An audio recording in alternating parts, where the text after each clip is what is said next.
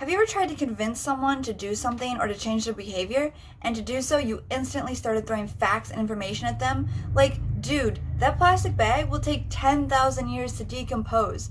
Do you know how bad that is for the environment? What were the results? How did that person react to your statement?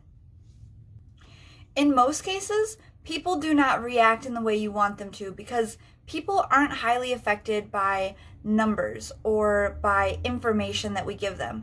And this is based off of two communication theories, the knowledge deficit model and low information rationality. And basically, these two models combined together say that our brains try to make the quickest decision based off the lowest amount of information possible. And sometimes these create these really strange shortcuts inside of our brain. We think, oh, that fox is really cute. That's good. That's a good animal. We should save that animal. Or versus, oh my God, coyote? Bad, bad, scary, bad. Don't save that animal. So this, when you're trying to change someone's behavior, is how you should approach it.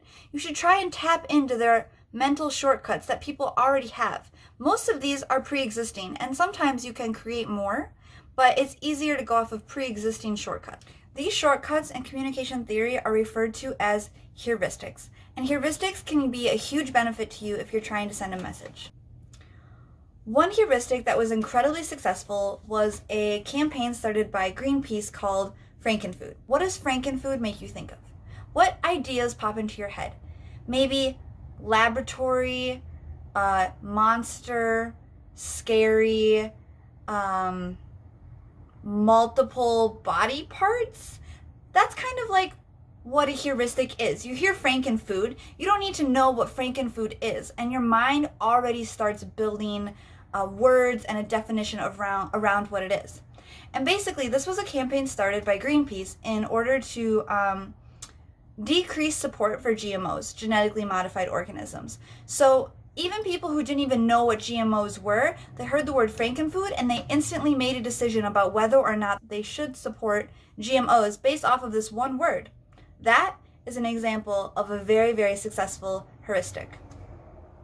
So in review, when you're trying to send a message, when you're trying to change someone's behavior, don't give people a ton of information. Do give them some, and sometimes information is highly important and valuable when trying to make political decisions, scientific decisions, but in terms of sending a message, make sure you really know your audience and what they care about. And it may not be the facts.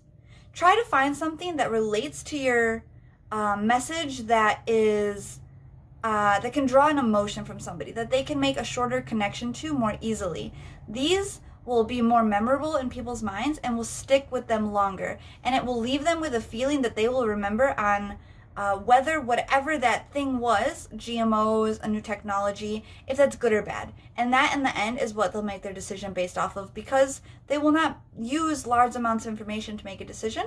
They will use a very small amount of information. And if that information is a shortcut in their head that they perceived themselves, then that is how they will make that decision. Okay guys, I hope this was helpful. Next week I'll be talking about frames, and this ties in very closely with heuristics. So if you're interested in hearing about frames and how to use those to create a message, please subscribe or check back in next week. Thanks. Have a great day.